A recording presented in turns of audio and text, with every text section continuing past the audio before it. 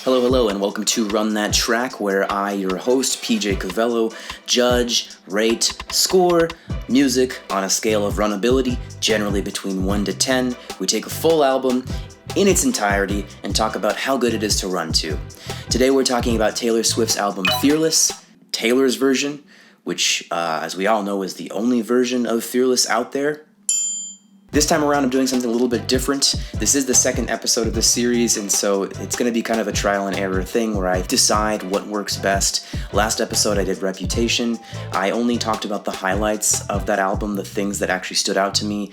This time around, I'm going to talk about every song on the album, give it a general score, and just say something about each song. I don't want to leave any rock unturned, any stone unturned, whatever the phrase is. To start it off, we're talking about the title track, the first song on this album, Fearless, which was a fantastic start to the album. To be honest with you, did not really know the lyrics to this song very well to start off with. The first thing that stood out to me was I heard Taylor say, running down the road, I wonder if you know. And turns out that's not what she says. It's like we're driving down the road, wonder if you know. So that was kind of disappointing. But still a good song nonetheless. I will give this a 7 out of 10. The BPM was decent. The song was just full. It was driving. It was great. I liked it. Coming up next is 15, which is not a good song to run to, just to be completely honest with you. Also, Poor Abigail. Can we just stop and take a minute and say Poor Abigail? I'm going to give the song a 4 out of 10 as far as running goes. Batting third, we've got Love Story, which was probably the first song I ever heard by Taylor Swift back when I was a youngster. Everybody knows it. Seriously, everybody knows this song. I can't say really a bad thing about it. I will say, as far as running goes, it was pretty solid. Great BPM. You had the driving banjo. You have that chorus that everybody knows and can recite from memory, which I won't do because I don't want to get copyright stricken. Also, key change. I will never not be a sucker for a key change in a song, especially when I'm running. It's like the moment that key changes, I'm just like, let's fucking go! I'm gonna go ahead and give this song an 8 out of 10. Great job, Taylor. Coming up next is Hey Stephen, which from people that I've talked to, a lot of people like this song. I've heard some people talk crap about it, talk schmack about it. Honestly, it was okay. There's nothing too special. I think the percussion was the best part about it. It was the only thing that kept me kind of really interested in the song. The lyrics were also kind of cute and playful. Taylor's laugh right before the second chorus is adorable, which will never not get me to love it. However, for running, I will go ahead and give this song a 5 out of 10. Coming up next is White Horse. Slow, cute, but slow. Go ahead and skip this one. And thank God, we've got You Belong With Me coming up after this song. Fantastic BPM. Just from the beginning, this song was a banger. The driving, guitar solos, Taylor's voice is sounding extra crisp. And can we just talk about this for a second? I know that this is this is Taylor's only version of this album. However, when she first wrote these songs and recorded them initially almost a decade ago, I think more than a decade ago, her voice was just young and new and not matured, and it was still good. It was pretty, she hit notes, but like this time around, everything is so much more. There's just a warmth in her voice. Clearly, over the decade and a half she's been doing this professionally, she's found a way to really embellish her voice the way she needs to. I'm sure she's had plenty of vocal coaches over the years. I'm sure she's had plenty of time and money to put into developing a great voice. But it shows, like, this album is amazing. Anyways, back to this song review. You Belong With Me is a fantastic song. We all know it. We all love it. I'm going to go ahead and give this an 8 out of 10.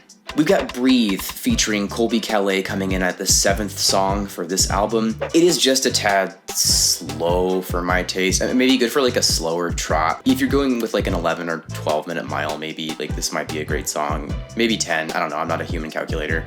But it's not the greatest running song, and I'm trying to be nice here. I think I'm gonna go ahead and say don't run to this song. However, there are some pretty great melodies and harmonies sprinkled out this song. I will say I do like the bridge of Breathe quite a bit. That's probably the thing that stood out to me the most. But don't run to this song. I'll give it like a 5 out of 10 because it wasn't horrible, but it was really good. Coming in at number 8, Tell Me Why. I am going to be honest, this probably is my favorite song overall, just from the standpoint of like a musician, and also just with like the groovability of this track. The bass is actually relevant to the song. I mean, I don't pay attention to bass a whole lot every time I'm listening to an album, but there were some licks here and there that I was like, The BPM was fantastic. The structure was great. The drums are playful. There's like a drum sample that comes up immediately. There's just great drum pattern. It's dynamic. It's like the first song on this album that I was like, from a producer standpoint, from a production, from a musician standpoint, I was like, okay, it's a great song. I love the singles off of this album from the bottom of my heart, but this is probably my favorite song on the album, to be completely honest. I also love the banjo sprinkled here and there. I'm gonna go ahead and give this an 8.5 out of 10. Don't make me eat those words. I know this is the second episode of this series, but that's a high rating, and I don't take that lightly. This next cut leaves me a little bit uneasy. I want to give it a higher rating, but part of me just can't do that in good conscience. And of course, I'm talking about Youre Not Sorry. The strings in the beginning of this song are beautiful. It leads you to believe you're going to listen to a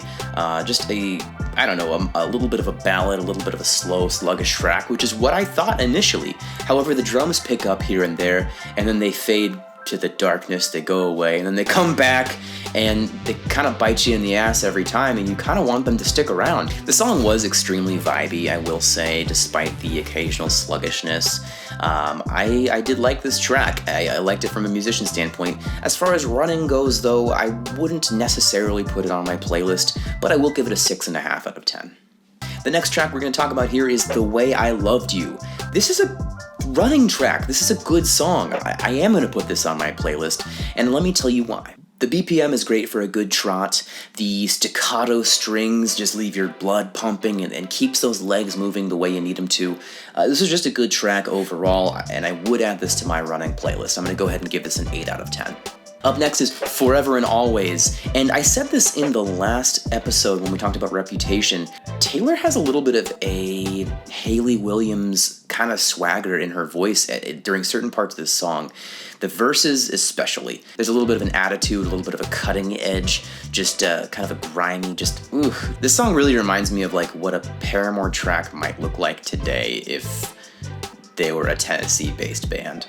Nice little rhythm on this track. It's got a great chorus, and Taylor's little voice crack at that last chorus is adorable. It's a great touch. It just gives that kind of raw sensation. Again, we're going to talk about the difference as far as production, as far as singing, as far as just overall quality goes from the original version of this album, which nobody is listening to anymore. It's more raw. It's more real. It's less compressed and poppy. And I really dig this album for these reasons. It's minor, but Taylor's voice crack, it's good. You know, it shows a little bit of an energy. It shows a little bit of a desperation to really give the best cut you can possibly give, the best take you can on a vocal part, and it shows. This is a good track. It's not the greatest for running, but it's good, and I will give it a 7.5. Coming up in the 12th song of this album is The Best Day. Not the best song to run to. I'm going to go ahead and keep this off of my playlist for many reasons. It's a cute song. I'll give you that, but that's not what we're here to talk about. I'm going to go ahead and give this a 4 out of 10. Next, we're going to talk about Change. Nice driving tune, for sure. This is a good track. I like the song. It is the last song we're talking about for part 1, so I'm going to go ahead and kind of act like this is the closer of this section. It's good. However, the BPM is like 96 or something like that. I don't know, because like in double time, that's like 180 something. A little bit fast, but it's fine. It's good. I keep saying it's good. It's fine. It's good. I'm good using excuses here. It's not the best to run to. I will give it like a 6.5, maybe a 6 out of 10. I'll give it a 6.5. That will complete the part 1 of Taylor's version of Fearless. So without further ado, I'd like to give this album a 7 out of 10. Now, I know what you're thinking, or maybe I'm the only one thinking it. Reputation also got a 7. And I kind of regret it, to be honest with you. I'm realizing now, as I look back on my review, I really focused on the highlights, the worst and the best of the album, and really rated it kind of off of the hits. I took it down a notch because of the songs that I wanted to skip as well, but I wasn't thinking about the entire album and the cohesion of it. I will say it had like 3 or 4 songs that were maybe 9 or 10s, which gave it a great rating. It also had like 5 songs I would have skipped when I ran. Compared to Fearless, which had less bangers, but a more overall roundedness, a more cohesiveness from front to back, at least the first 13 songs of it, the original album, it gets a 7 for a different reason. I would listen to it front to back. There's maybe 1 or 2 songs I would skip on this album. As much as I regret my rating for Reputation, which I don't know, I might give it a slightly lower score now that I think about the full thing, I'm not playing revisionist historian here. I'm going to keep it as a 7, as well as a 7 now for Fearless, the front half at least. My next video will focus on the back half of the album, songs 14 through 26.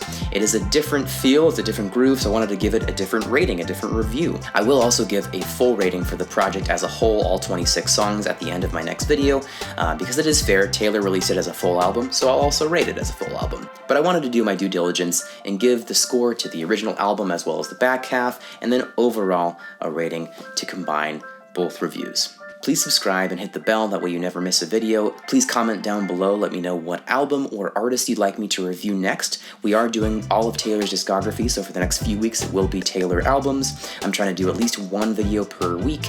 This week will be 2, just because it's going to be part 1 and part 2 of Fearless. Next week I'm not sure what album I'm doing next. Will it be Red? Will it be 1989? Will it be Taylor Swift?